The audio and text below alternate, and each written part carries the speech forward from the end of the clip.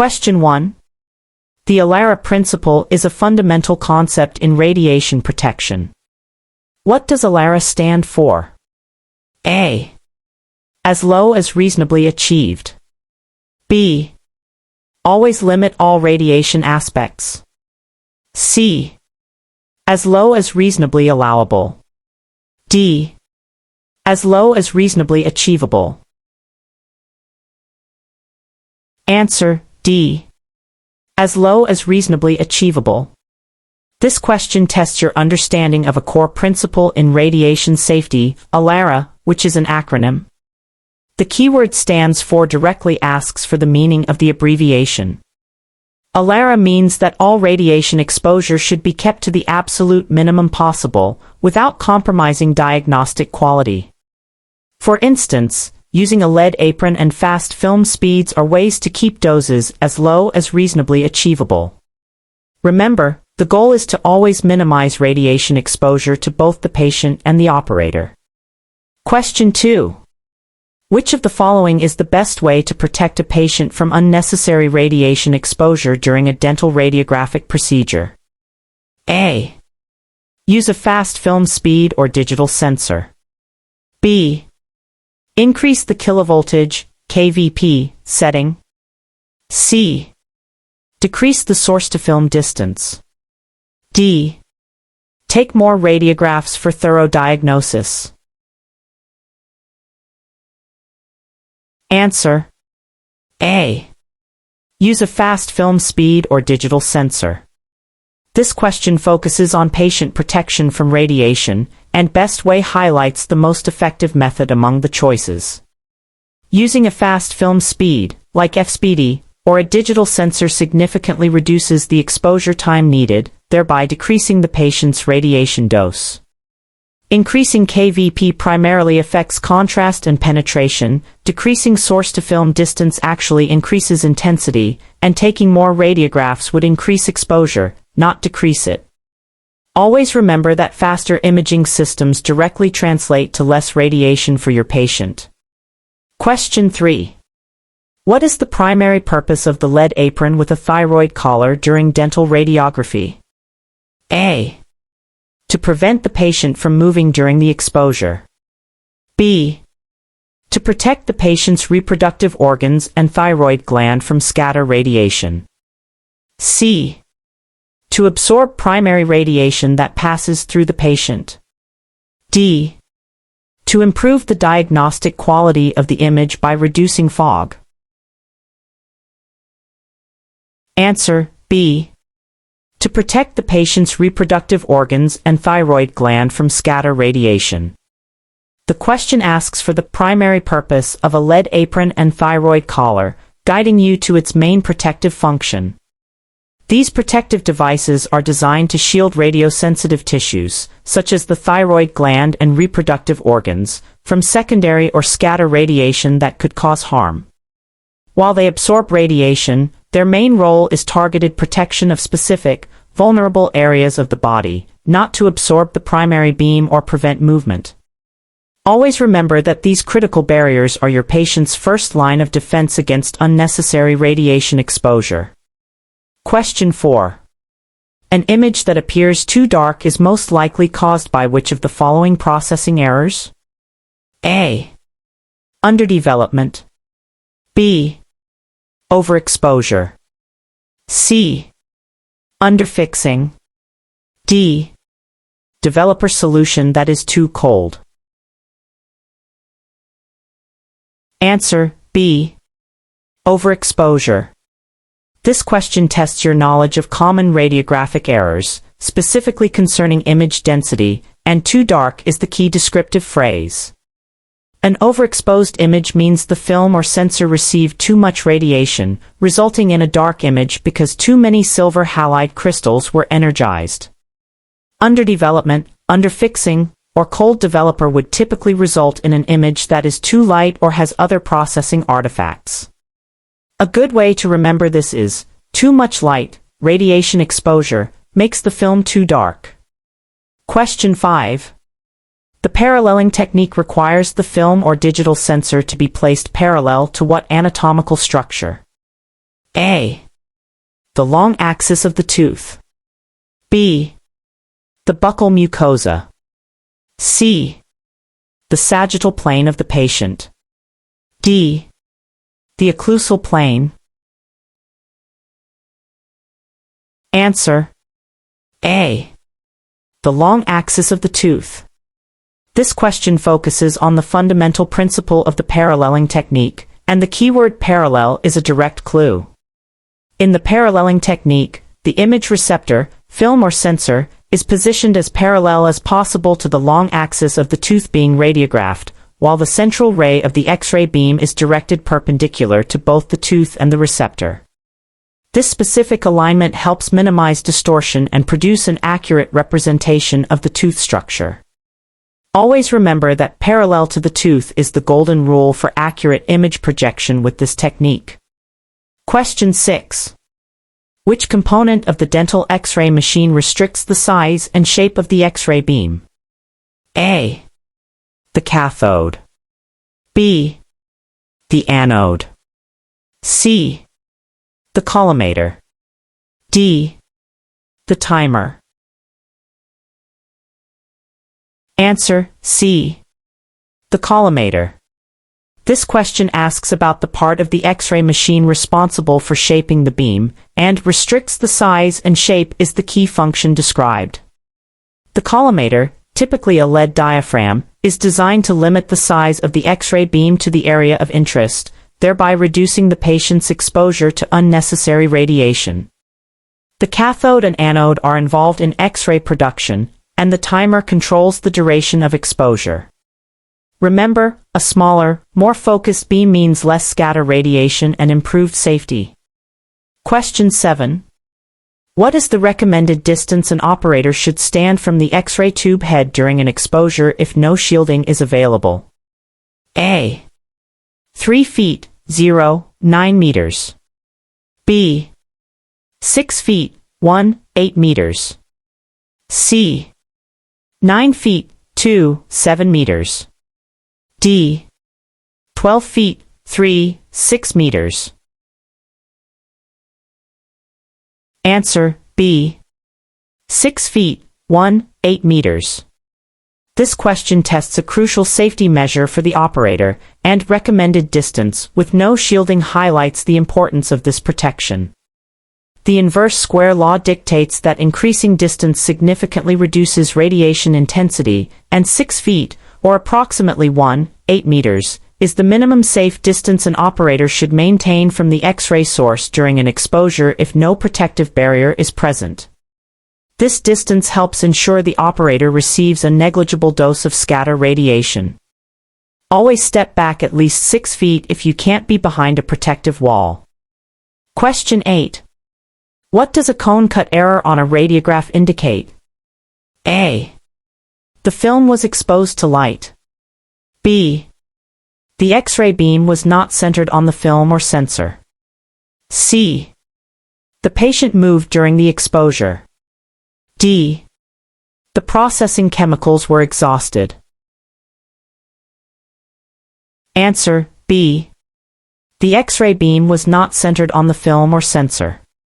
This question asks about a specific radiographic error, cone cut, and understanding what this term means is the key to identifying its cause.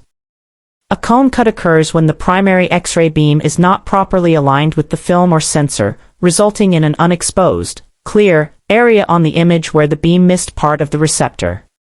It appears as a distinct clear or white crescent-shaped area on the radiograph. Remember, a cone cut means your aim was off. Question 9.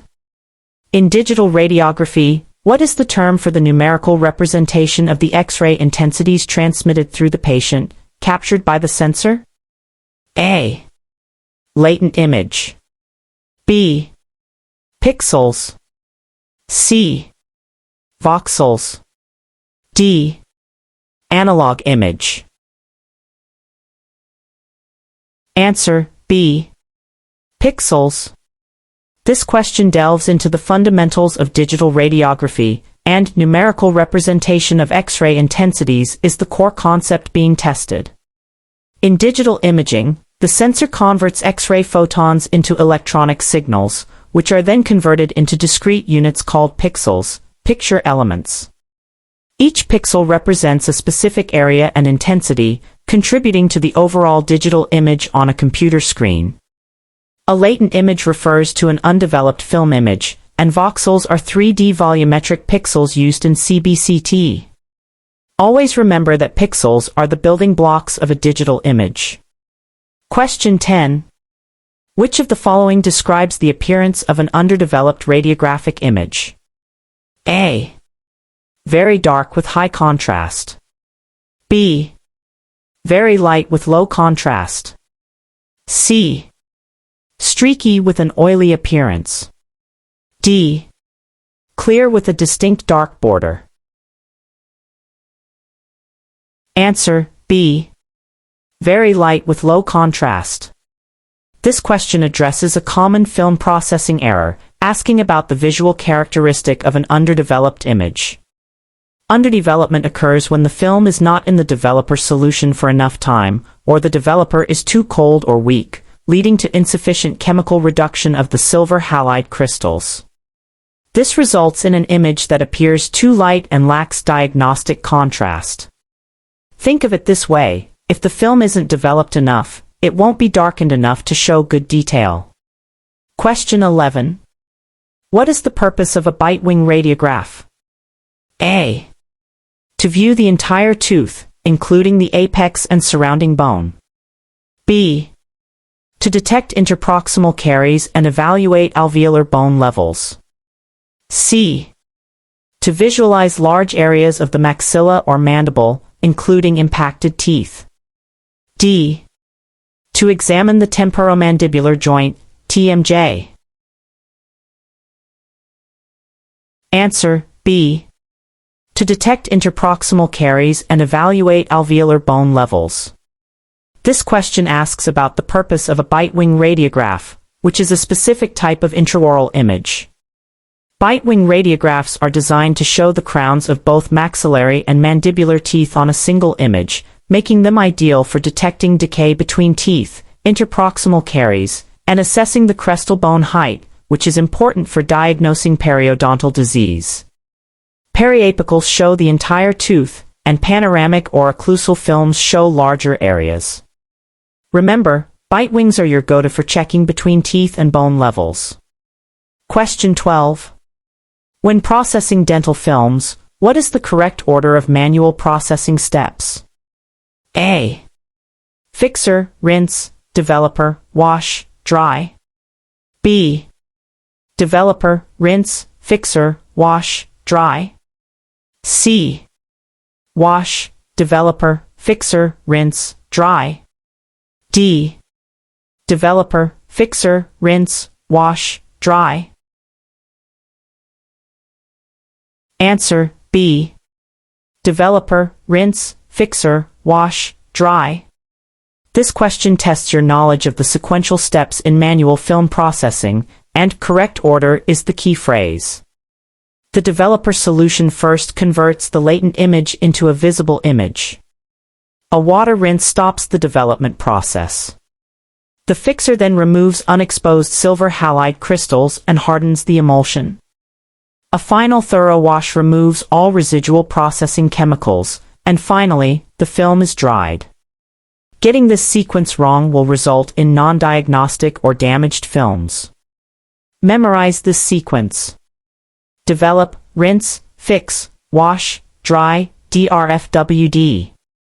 Question 13. Which of the following is an example of an infection control practice specific to dental radiography? A. Sterilizing the film packets after exposure. B. Disinfecting the lead apron between patients. C. Placing barriers over the X-ray tube head and control panel. D. Wearing a lead apron during exposure. Answer, C. Placing barriers over the X-ray tube head and control panel. This question focuses on infection control practice specific to dental radiography, differentiating it from general infection control or radiation safety. placing disposable barriers over surfaces that are touched during radiography, such as the X-ray tube head, control panel, and exposure button, is a critical step to prevent cross-contamination between patients. Film packets cannot be sterilized, and disinfecting a lead apron isn't typically done as it's not a critical item and usually not directly contaminated, though the patient contacting side could be wiped. Wearing a lead apron is radiation protection, not infection control for the equipment. Always use barriers on surfaces that are difficult to clean. Question 14. Foreshortening on a radiograph is caused by A. Insufficient vertical angulation. B. Excessive vertical angulation. C. Incorrect horizontal angulation. D. Patient movement during exposure. Answer B. Excessive vertical angulation. This question asks about the cause of a specific radiographic distortion, foreshortening. Foreshortening occurs when the vertical angulation of the X-ray beam is too steep, excessive. This makes the teeth appear shorter than their actual length on the radiograph. Conversely, insufficient vertical angulation causes elongation. Remember, if your angle is too high, the image gets cut short. Question 15. The term used to describe the amount of radiation exposure an individual receives is A. Dose equivalent. B. Exposure. C. Absorbed dose. D. Dose rate. Answer B. Exposure. This question asks for the term that describes the amount of radiation exposure received by an individual. In the context of the dental exam, exposure is the most direct term referring to the quantity of X radiation in the air at a given point, often measured in Röntgens, R. While absorbed dose and dose equivalent are more specific measures of the energy deposited in tissues or biological effect, exposure broadly refers to the initial quantity of radiation received. Remember, exposure is the initial event of being irradiated. Question 16. What does the term radiopaque describe on a radiograph? A. Structures that appear dark or black. B. Structures that appear light or white. C. Structures that absorb very little radiation. D. Structures that are not visible on the radiograph. Answer B. Structures that appear light or white. This question tests your understanding of a fundamental concept in interpreting radiographs, radiopaque.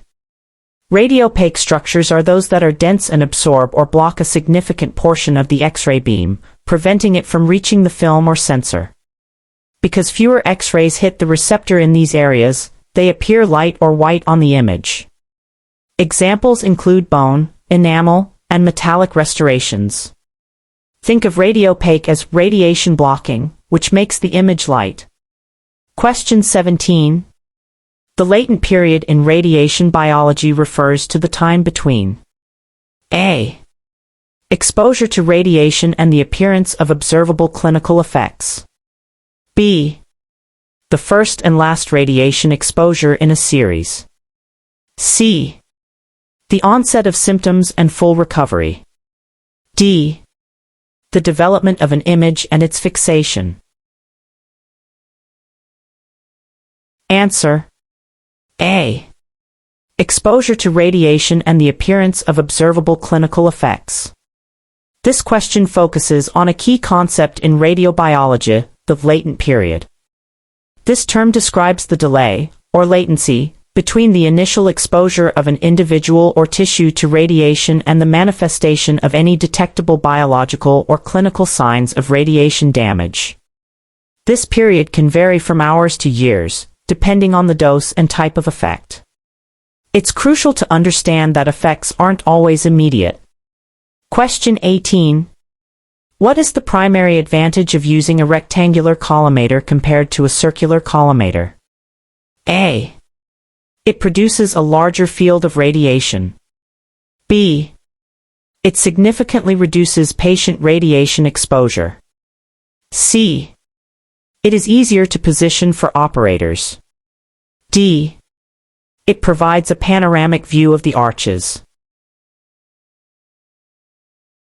Answer: B. It significantly reduces patient radiation exposure. This question asks about the primary advantage of a rectangular collimator, a key detail in radiation protection. A rectangular collimator restricts the X-ray beam to the approximate size and shape of the dental film or sensor, thereby exposing significantly less tissue outside the region of interest compared to a traditional circular collimator. This targeted reduction in beam size directly translates to a lower radiation dose for the patient. Remember, less unnecessary radiation means a safer procedure. Question 19. If the safe light in the darkroom is too bright or too close to the film, what will be the likely effect on the processed radiograph? A. The image will appear too dark. B. The image will appear too light. C. The image will have a distinct yellow stain. D. The image will have a fogged appearance. Answer: D. The image will have a fogged appearance. This question addresses a common darkroom error related to the safe light and its impact on the film. If the safe light is too bright, too close, or its filter is incorrect, it will prematurely expose the film emulsion to light before processing. This results in a generalized graying or haziness over the entire image, known as fog, which reduces contrast and diagnostic quality. Think of safe light fog as unwanted light exposing your film prematurely. Question 20. Which type of radiation is produced when the primary X-ray beam interacts with matter, e.g., patient tissues? A. Primary radiation. B. Leakage radiation. C. Scatter radiation. D. Remnant radiation. Answer: C. Scatter radiation. This question asks about the type of radiation generated when the main X-ray beam interacts with objects, specifically patient tissues. When the primary X-ray beam strikes matter, some of the photons are deflected and travel in different directions, losing some energy. This is known as scatter radiation. Scatter radiation is a major concern for both patient and operator protection as it contributes to unnecessary exposure and degrades image quality. Always remember that scatter radiation comes from the patient. Question 21. What is the term for the process of determining the correct exposure time, KVP, and MA settings for a radiographic image? A. Quality assurance. B. Dose monitoring. C. Technique selection. D. Image processing. Answer: C. Technique selection. This question asks for the term that describes the act of choosing the appropriate settings for an X-ray exposure, specifically exposure time, KVP, and MA settings. Technique selection refers to the dental professional's choice of exposure factors, KVP, MA, time, and projection method, e.g., paralleling, bisecting, to produce a diagnostic radiograph while adhering to radiation safety principles. Quality assurance encompasses broader monitoring, and dose monitoring is about measuring radiation received. Your ability to select the right technique is key to a good image. Question 22. Which of the following is considered an acceptable method for sterilizing heat-sensitive dental radiography instruments? A. Autoclaving. B. Dry heat sterilization. C. Cold sterilization, high-level disinfection. D. Flash sterilization. Answer: C. Cold sterilization, high-level disinfection. This question focuses on infection control, specifically sterilizing heat-sensitive instruments used in radiography. Instruments that cannot withstand high temperatures, like some digital sensors, are typically processed using high-level disinfection, often referred to as cold sterilization, rather than heat-based methods such as autoclaving or dry heat. While high-level disinfection does not always achieve true sterilization, it kills most microorganisms and is the appropriate method for semi-critical, heat-sensitive items. Remember that heat-sensitive items need a chemical approach. Question 23. The overall darkness or blackness of a dental radiograph is termed A. Contrast, B. Detail, C. Density, D. Sharpness. Answer, C. Density. This question asks for the specific term used to describe the overall darkness or blackness of a radiograph. Density refers to the overall degree of blackening on a film or the brightness of a digital image.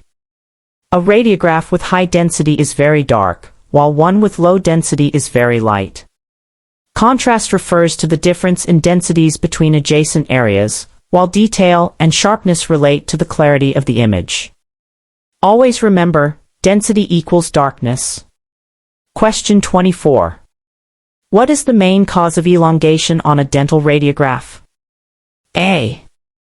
Insufficient vertical angulation. B. Excessive vertical angulation. C. Incorrect horizontal angulation. D. Patient biting too hard on the bite block. Answer, A. Insufficient vertical angulation. This question asks for the main cause of a specific radiographic distortion, elongation. Elongation occurs when the vertical angulation of the X-ray beam is too flat, insufficient. This makes the teeth appear stretched out and longer than their actual length on the radiograph. It's the opposite error to foreshortening. Remember, if your angle is too low, the image gets stretched long. Question 25.